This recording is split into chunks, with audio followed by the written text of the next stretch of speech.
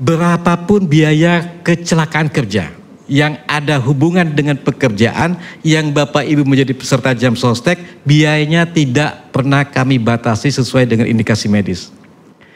Mau 100 juta, 500 juta, 1 miliar, 2 miliar, 5 miliar, 10 miliar BPJS Ketenagakerjaan yang tanggung. Jadi kalau ada peserta BPJS Ketenagakerjaan mengalami kecelakaan kerja, dirawat di rumah sakit, kadang-kadang dia tidak dapat gaji dari perusahaan. Siapa yang menanggung? BPJS Ketenagakerjaan akan menanggung biaya tenaga kerja itu, upahnya full dari BPJS Ketenagakerjaan. Bapak Ibu bayangkan, ada yang kecelakaan kerja, dirawat di kami unlimited biayanya, selama dia dirawat juga, kami tanggung gajinya.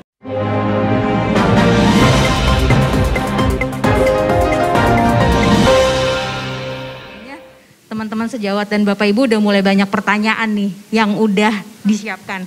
Ditahan dulu karena ada satu lagi. Kalau tadi saya ngelihat jam kecelakaan itu paling banyak di 15.17 sampai 18.20 kayaknya akan berhubungan dengan Pak Heri sebagai BPJS Tenaga Kerja. Bisa jadi itu jam pulang kerja para karyawan-karyawan kita di sini. Oke, biar semakin menarik lagi, kita hadirkan Pak Heri Subroto dari BPJS Tenaga Kerja. Kami persilahkan Pak. Pak Heri lahir 12 Desember, sebentar lagi ulang tahun. 1168, selamat ulang tahun Pak. Ya. Saat ini sebelumnya menjabat Kepala Kantor di Bandar Lampung, kemudian di Purwakarta, dan saat ini sudah di Bekasi Kota. Kepada Pak Heri kami persilahkan 15 menit Pak. Saya minum dulu ya. Boleh Pak. Bapak Ibu sekalian, mohon izin perkenalkan, saya Heri Subroto dari cabang Bekasi Kota, BPJS Ketenagakerjaan. Bapak Ibu sekalian, tadi sudah disampaikan dari Kanit Lantas, kemudian dari rekan kami, secara Raja. 5 atau 10 tahun lalu ada isu di BPJS Ketenagakerjaan yang waktu itu kami masih bernama Jam Sostek atau Jaminan Sosial Ketenagakerjaan. Itu PT masih BUMN sama kayak Taspen, kami BUMN waktu itu. Pertama masalah cakupan biaya perawatan pengobatan jika terjadi kecelakaan kerja. Karena pada waktu itu kami hanya sanggup apapun jenis kecelakaan kerjanya, seberat apapun kecelakaan kerjanya, mau berapa bulan dia dirawat di rumah sakit, kami hanya sanggup bayar 20 juta rupiah. Jadi kalau ada tenaga kerja, kecelakaan kerja, dirawat habis 120 juta, habis 500 juta, kami hanya sanggup membayar 20 juta. Sisanya tanggung jawab perusahaan atau tanggung jawab pemberi kerja. Itu 10 tahun lalu. Kemudian yang kedua, jika terjadi kecelakaan kerja, ada perusahaan di Jakarta, kecelakaan kerja di Bandung, kami belum terintegrasi rumah sakitnya. Kadang-kadang mereka harus koordinasi dan kadang-kadang di tengah jalan itu bisa berdampak negatif bagi orang yang mengalami kecelakaan kerja. Karena sistem kami belum terintegrasi. Yang ketiga, sama dengan Taspen, sama dengan Jasa Raja, peserta kami itu 80% itu pendidikannya SMA ke bawah. Dari 80% itu hampir 60% pendidikannya itu SMP ke bawah. Dari 60% itu pendidikannya 40% itu tidak tamat sekolah atau dia di bawah SD. Ketika tenaga kerjanya mengalami kecelakaan kerja, yang bersangkutan meninggal, maka berdampak bagi keluarganya. Otomatis karena yang meninggal tulang punggung, keluarganya jangankan untuk sekolah, untuk mencukupi biaya hidup pun mereka tidak sanggup. Bapak Ibu sekalian, itu 3 kondisi faktual yang kami hadapi 10 tahun lalu. Kemudian pada tahun 2011 kita berubah dari Jam Sostek yang waktu itu orientasinya profit, orientasinya keuntungan, bagaimana kami mencari keuntungan sehingga kami bisa memberikan dividen kepada pemerintah. Sebagian keuntungan itu buat jasa produksi kami atau bonus bagi karyawan BPJS Jam Sostek. Kemudian kami bertransformasi menjadi BPJS Ketenagakerjaan. Jam Sostek bertransformasi menjadi BPJS Ketenagakerjaan. Saudara kembar kami BPJS Kesehatan yang dulu namanya Askes berubah menjadi BPJS Kesehatan. Kami undang-undangnya sama, PP-nya sama, tapi kami dua badan yang berbeda. Institusinya sama dan tidak ada kaitan sama sekali dalam hal penyelenggaraan. Tapi dari undang-undang kami sama, dari PP kami sama. Bapak Ibu sekalian, ketika kami pindah bertransformasi dari jam sostek ke BPJS Ketenagakerjaan itu bukan hanya sekedar nama yang kami rubah, bukan hanya sekedar culture, bukan hanya sekedar branding, tapi ada sekitar 536 item yang kami rubah sehingga kami betul-betul dari jam sostek kami berubah menjadi BPJS Ketenagakerjaan.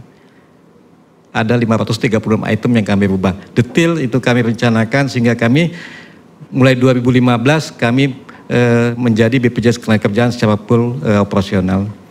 Bapak Ibu sekalian, saat ini kami menyelenggarakan 5 program. Pertama, jaminan kecelakaan kerja, nanti kita bahas detailnya karena terkait dengan kegiatan hari ini. Yang kedua, jaminan kematian. Yang ketiga, jaminan hari tua. Yang keempat, jaminan pensiun. Yang kelima nanti akan kami lonceng per 1 Januari 2021, nanti efektif berlaku Februari tahun depan, jaminan kehilangan pekerjaan. Nah, apa itu jaminan kehilangan pekerjaan nanti kita diskusikan. Ada 5 Bapak Ibu yang kami selenggarakan program.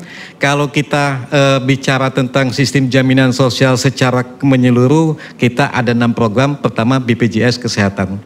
Jadi Bapak Ibu sekalian, ini tapi hanya untuk pekerja yang bukan PNS, yang bukan TNI, yang bukan ABRI.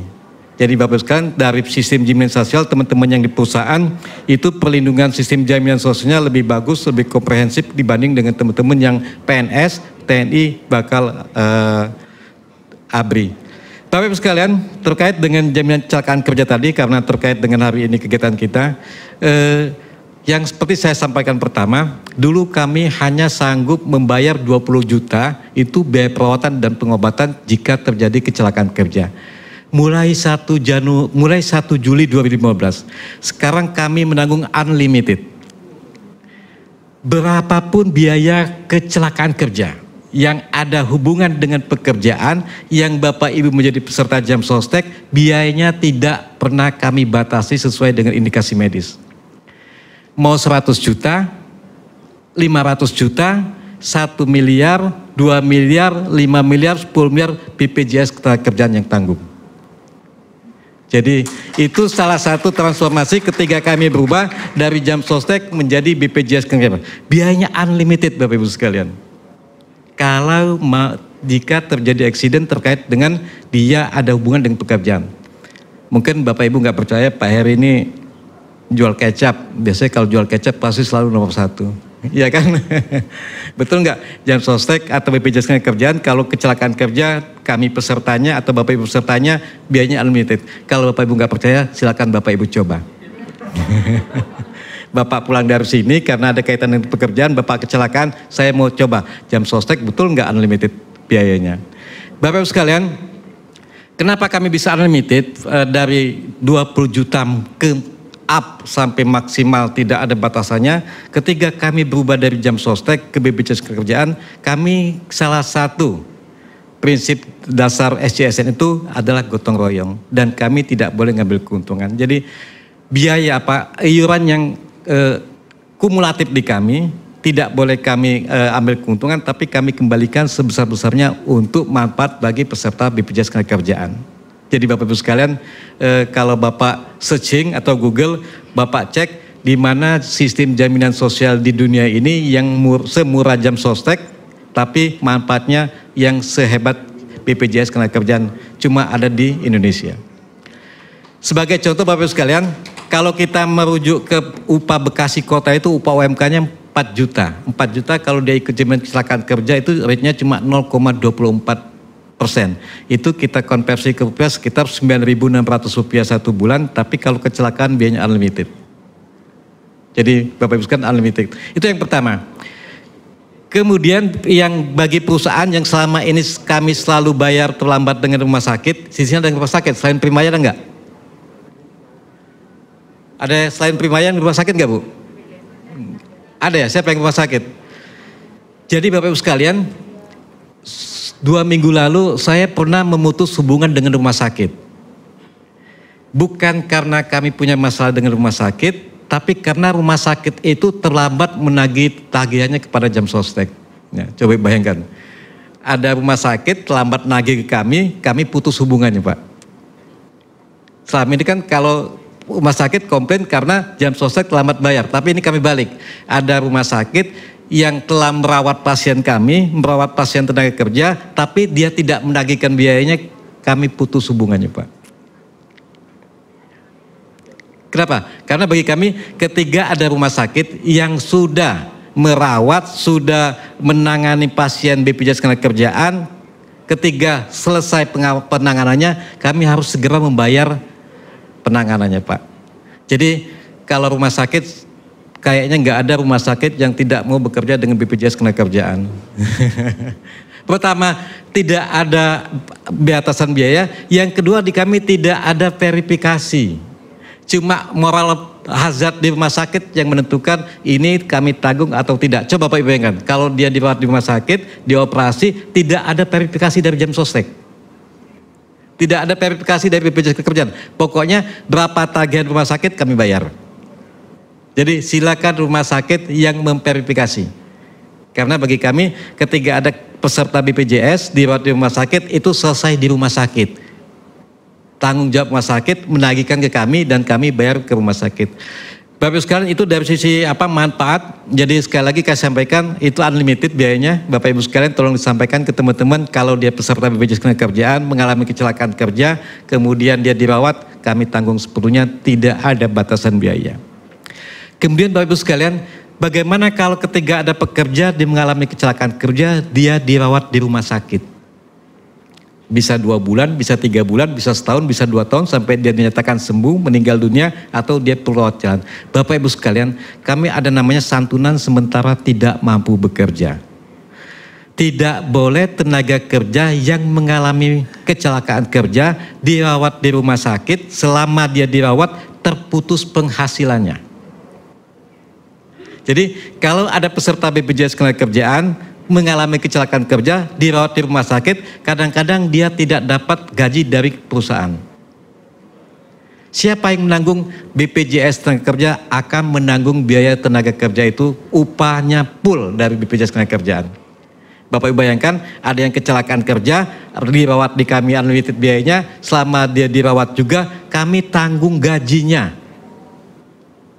Jadi kalau ada perusahaan ibu, kemudian ada karyawan ibu mengalami kecelakaan kerja, ibu membayarkan gajinya selama dia dirawat di rumah sakit, nanti akan kami ganti gajinya, Bu. Jadi Bapak Ibu sekalian, tidak boleh orang karena kecelakaan kerja, dia dirawat di rumah sakit, dia tidak bisa menafkahi keluarganya karena terputus gajinya. Kalau itu terjadi, siapa yang menanggung? BPJS Ketenagakerjaan. Kami tanggung. Jadi, itu untuk 6 bulan pertama kami tanggung 100%, 6 bulan kedua kami tanggung 50% sampai dia dinyatakan sembuh, meninggal, atau dia cacat total. Kalau sembuh kami bayarkan sembuhnya, kalau dia cacat kami berikan santunan cacatnya, kalau dia meninggal kami bayarkan santunan cacat atau santunan kematiannya. Jadi itu keuntungannya menjadi peserta BPJS Ketenagakerjaan. Kemudian yang ketiga Bapak Ibu sekalian, di kami ada namanya cacat anatomi atau cacat fungsi. Jadi kalau ada yang mengalami cacat karena kecelakaan kerja, kami bayarkan cacatnya, baik cacat anatomi maupun cacat fungsi. Semua itu nanti menentukan dokter, kami tinggal bayar karena kami kerjasama dengan dokter. Bapak Ibu sekalian, itu yang terkait isu dengan dengan kecelakaan kerja, yang nanti mungkin kami ada konektasinya dengan Jasa Raja atau dengan pihak kepolisian. Terakhir Bapak Ibu sekalian yang bisa saya sampaikan, bahwa kita ada pengembangan dari manfaat jaminan kecelakaan kerja ini. Seperti yang saya sampaikan tadi, jika ada tenaga kerja kami yang mengalami kecelakaan kerja, dia meninggal dunia, bagaimana dengan anak dan istrinya, atau bagaimana dengan keluarganya, ini terkait dengan pendidikannya. Bapak Ibu sekalian, mulai tahun lalu kami sudah menanggung biaya jika ada tenaga kerja yang mengalami kecelakaan kerja dan meninggal dunia, biaya anak sekolahnya, mulai dari TK, SD, SMP, SMA, sampai S1 tanggung jawab BPJS Ketenagakerjaan. Jadi Bapak Ibu sekalian, apa filosofisnya? Tidak boleh tenaga kerja yang sudah berusaha untuk bekerja, kemudian dia mengalami aksiden, dia meninggal dunia, tapi anaknya tidak bisa melanjutkan sekolah. Karena problem di peserta kami ketika tulang punggungnya meninggal dunia, keluarganya, anaknya rata-rata tidak bisa melanjutkan sekolah. Atas dasar itu kemudian kami coba diskusikan bahwa tidak boleh sama-sama kita warga Indonesia, sama-sama saudara sebangsa setanah air, jika ada yang kejadian meninggal, kami tidak punya kontribusi. Kami harus punya kontribusi dalam bentuk menanggung biaya pendidikan anak-anaknya. Bapak Ibu sekalian, kalau pemerintah itu wajib sekolahnya 12 tahun, kami wajib sekolahnya 19 tahun. Karena mulai dari TK, SD, SMP, SMA, sampai S1 kami tanggung. Jadi itu salah satu keuntungan Bapak Ibu sekalian kalau menjadi peserta BPJS Ketenagakerjaan. Karena kalau dari sisi perawatan di rumah sakit nggak ada isu kayaknya, karena semua yang menjadi kebutuhan orang yang kecelakaan kerja untuk dirawat sampai dia sembuh itu ditanggung semua oleh rumah sakit dan ditanggung oleh BPJS Ketenagakerjaan. Selama itu sesuai dengan indikasi medis, kami serahkan sepenuhnya kepada rumah sakit. Tinggal rumah sakit memilah-milah ini butuh atau tidak butuh, ini perlu atau tidak perlu. Bapak Ibu sekalian, terakhir karena waktunya mepet, nanti kita lebih banyak diskusinya.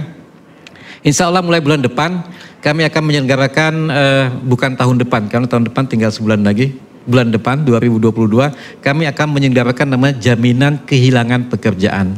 Bapak Ibu sekalian, ketika ada saudara kita atau kita dia di PHK, maka pasti yang jadi problem bagaimana dengan kelangsungan nafkahnya, keluarganya, baik dia atau keluarganya minimal 6 bulan ke depan. Jadi kemarin hasil turunan Undang-Undang Cipta Kerja bahwa mengamanahkan BPJS Ketenagakerjaan untuk menyelenggarakan sebuah program namanya jaminan kehilangan pekerjaan. Nanti Bapak Ibu sekalian, orang yang di PHK 6 bulan ke depan itu akan ditanggung biayanya oleh BPJS Ketenagakerjaan. Akan kami gaji melalui BPJS Ketenagakerjaan, namanya jaminan kehilangan pekerjaan. Tapi dengan catatan dia di PHK. Kalau habis kontrak nggak bisa. Kenapa 6 bulan Bapak Ibu sekalian? Kita berikan 6 bulan ini dengan asumsi selama 6 bulan dia bisa mencari pekerjaan baru. Karena kalau kita berikan seumur hidup takut nanti mereka nggak mau kerja lagi. Iya kan? Kalau kami tanggung seumur hidup malah tidak mendidik. Tujuan kami ingin mendidik bagaimana mereka survival dengan waktu 6 bulan bisa mencari pekerjaan, bisa mencari nafkah sehingga keluarganya tidak terganggu untuk memenuhi kebutuhan hidup sehari-hari. Selama 6 bulan insya Allah dia bisa mendapatkan pekerjaan yang kelanjutan ketika dia di PHK. Jadi Bapak Ibu sekalian, 6 bulan mulai terhitung Februari nanti itu akan kita launchingnya Januari, efektifnya nanti berlaku di bulan Februari 2022. Jadi itu manfaat Bapak Ibu sekalian yang bisa saya sampaikan. Karena terkait perawat inap saya pikir nggak ada isu, kemudian terkait santunan juga nggak ada isu, tapi satu yang perlu saya sampaikan Bapak Ibu sekalian, kita ada namanya program Return to Work. Program Return to Work ini Bapak Ibu sekalian, jika ada tenaga kerja yang mengalami kecelakaan kerja, kemudian dia cacat, dia tidak boleh diberhentikan. Dia harus kita latih supaya dia bisa bekerja kembali sesuai dengan kondisi dia yang terakhir.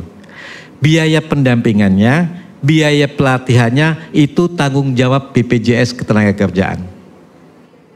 Jadi Bapak Ibu sekalian, kalau ada tenaga kerja, dia kecelakaan, cacat, biasa dia di lapangan karena kondisinya tidak memungkinkan, mungkin dia bisa ditarik ke back office, semuanya bisa kita berikan pelatihan, bisa kita berikan pendampingan, biaya pelatihan itu tanggung jawab BPJS Ketenagakerjaan.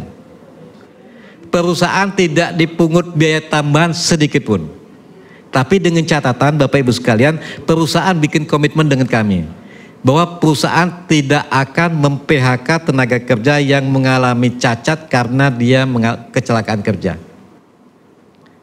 Program Return to Work ini Bapak Ibu sekalian, kita benchmark ke Korea, benchmark ke Jepang, dan di Asia Tenggara cuma kita yang ada program Return to Work ini.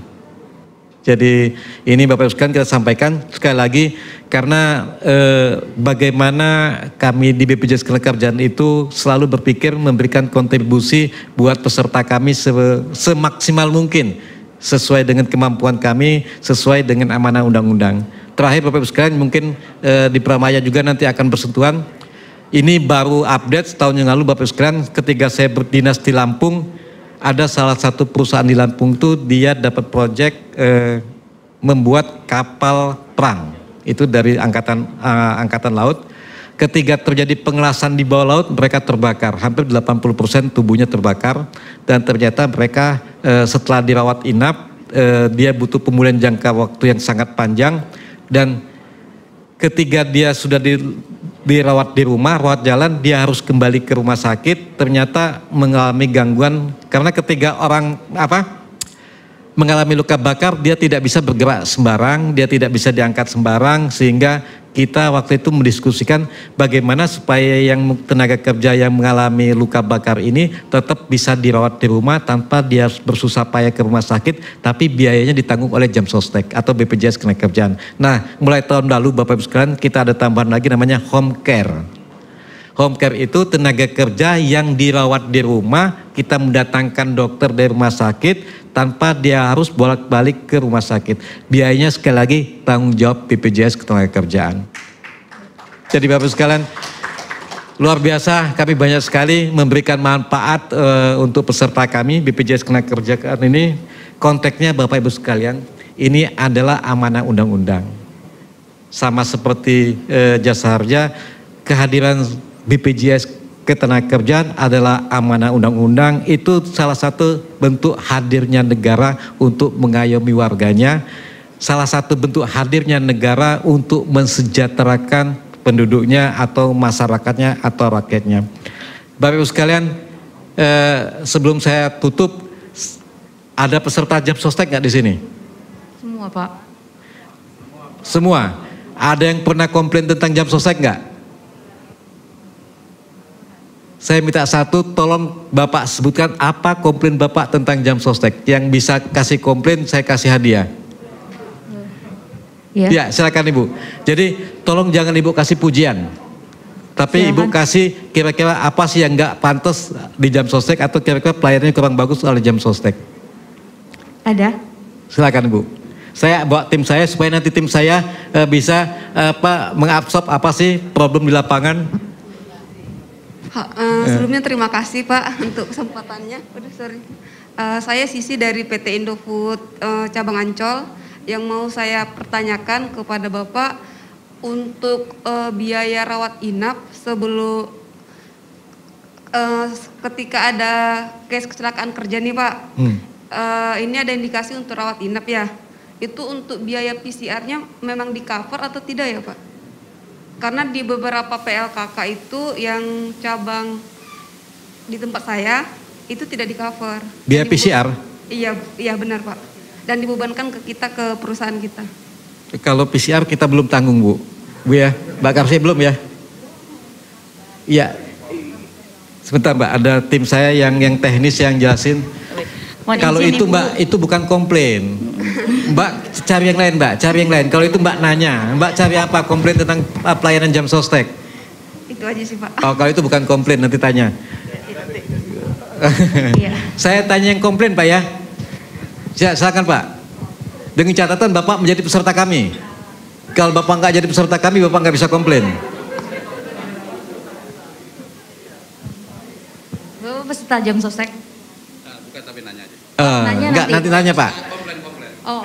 Bapak kalau bukan peserta nggak boleh komplain dulu karena belum menjadi peserta. Supaya gini Pak, kami dari DAI Kamtipmas Polres dan Polda.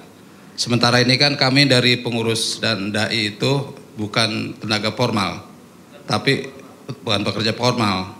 Cuman kan kami ngajar dan sebagainya. Itu untuk komplain ke tenaga kerja ataupun ke BPJS ini bagaimana nih Pak caranya? Komplain jadi pesertanya Pak ya? Iya, masalahnya kan kami sementara ini kami nggak diajak-ajak Pak, sedangkan kita kan hanya digajinya sama jamaah begitu. Bagaimana tuh Pak? Tolong dong. Makasih. Iya. Gimana Pak? Ya Bapak. Terima kasih Pak. Bapak Ibu sekalian, terkait dengan pekerja informal, termasuk dai, guru ngaji, RT RW, Linmas, PLKK, Posyandu, Bapak Ibu sekalian, kebetulan pemerintah Kota Bekasi sejak 2018 sungguh luar biasa. Kita Pemkot sudah melindungi hampir pekerja informal di Bekasi yang terkait hubungan dengan Pemkot Bekasi. Contohnya ada Linpas, ada PKK, ada Posyandu, ada RT RW, ada apa? Termasuk juga yang di lingkungan hidup. Bapak Ibu sekalian, kemarin kami habis menyerahkan santunan dengan Pak Wali. Ada salah satu Posyandu meninggal dunia karena kecelakaan kerja, itu kita bantu santunannya hampir 300 juta Pak. Kemarin, tapi memang mereka didaftarkan dibayar oleh pemerintah kota Pak. Nah, Bapak nanti silakan koordinasi dengan Kemenak Pak. Kita ada program dari Provinsi Jawa Barat itu melindungi untuk tenaga dai atau tenaga yang di bawah lingkungan Kementerian Agama Pak. Kemarin di Jawa Barat ada sekitar 151.000 yang dilindungi. Nah, saya nggak tahu apakah teman-teman atau Bapak Ibu sekalian yang di Bekasi Kota juga termasuk yang 151.000. Bapak Ibu sekalian, karena manfaatnya luar biasa, Bapak Ibu sekalian, kalau Bapak mau daftar secara mandiri boleh Pak, itu BPU namanya, bukan penerima upah. Iurannya dimulai dengan 16.800. Kalau Bapak mengalami accident itu kami tanggung sepenuhnya. Kalau seandainya meninggal karena kecelakaan kerja, kami berikan santunan 48 kali gaji Pak. Jadi kalau Bapak sebagai dai gajinya 20 juta, sekitar itu kan Pak? Kan dai kan gajinya sekitar 20 sampai 25 juta kan Pak ya. Seandainya meninggal karena kecelakaan, kita berikan santunan 25 juta kali 48 bulan. Ya. Nah, Bapak hitung-hitung aja Pak. Izin Pak Heru, waktu kita sudah habis. Bapak sekalian, mungkin saya terima kasih. Mohon maaf kurang lebih jika ada yang kurang berkenan. Sekaligus saya mohon izin karena jam 4 saya ada kegiatan yang lain. Nanti pertanyaan ada tim saya yang akan menjawab dan membantu. Bapak sekalian, kalau mampir lewat ke kantor saya, mampir di Jalan Pramuka, itu dekat PMI, nanti kita bisa berdialog, berdiskusi tentang sistem jaminan sosial nasional atau tentang apa itu jam sostek atau itu BPJS Ketenagakerjaan. Akhir kata Bapak Ibu sekalian, terima kasih atas perhatiannya. Mohon maaf jika ada yang kurang berkenan. Selamat sore. Assalamualaikum warahmatullahi wabarakatuh. Waalaikumsalam warahmatullahi wabarakatuh. Saya sekalian mohon izin Bapak Ibu sekalian ya, pamit ya. Ya, kita beri aplaus kepada Pak Heri Subroto atas pemaparannya. Terima kasih Bapak. Semakin menarik ya Bapak-Bapak dan Ibu-Ibu sekalian. Kita masih ada 2 lagi, tapi untuk 3 pembicara kita minta izin untuk ada di depan kepada Ibu AKP Farida. Pak Alvin silahkan bisa ke depan. Saya buka sesi pertanyaan 1 dulu karena ini udah sore. Kita akan ada coffee break. Nanti setelah coffee break ada lagi 2 materi dari Dr. Taufik dan dari BPJS Kesehatan.